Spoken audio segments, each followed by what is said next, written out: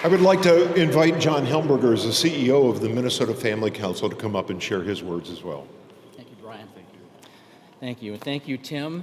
I think Tim could have said a lot more, but let's summarize all that Tim said and what more he could have said but didn't by saying this. In Minnesota, we now have the most extreme abortion regime in the world. We are on par with North Korea and Communist China. We are unique in the world along with them.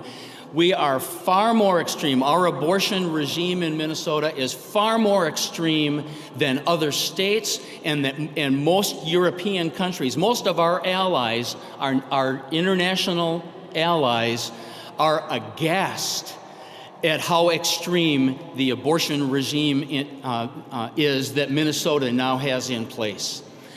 But we are not defeated. We do not give up, because we know that though the wrong seems oft so strong, God is the ruler yet, as the hymn says.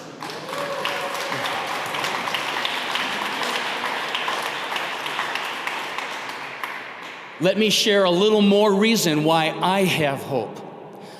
On this morning, 1 year ago, in my devotions, in the book of 2 Kings, chapter 24, I read these words. Now, you all know what was going on this morning 1 year ago. We anticipated, we hoped, we were all praying for what we thought the U.S. Supreme Court was going to hand down. We didn't know when they were going to do it, but we were praying for it, and I was too. And so that morning, I read these words in 2 Kings chapter 24. And these words, by the way, come after a recounting of how the Babylonians had destroyed Jerusalem, utterly destroyed Jerusalem and carried the people captive. And then that whole account is summarized with these words.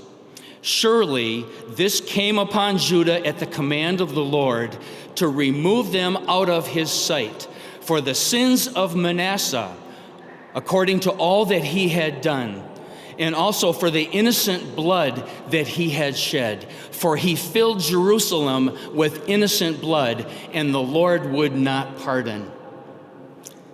Just a few chapters earlier in 2 Kings, the chroniclers in 2 Kings related how King Manasseh had instituted the practice of child sacrifice in Jerusalem by sacrificing his own son. And then it became common practice in Jerusalem to the point that, as we just read, Jerusalem was filled with innocent blood. And then these words, having just recently read that background, reading these words laid me low. For he filled Jerusalem with innocent blood, and the Lord would not pardon. I cried out to the Lord, if that's true for Jerusalem, what hope do we have? We have filled our nation with thousands of times more innocent blood than what Jerusalem was filled with, and he would not pardon them. What hope is there for us?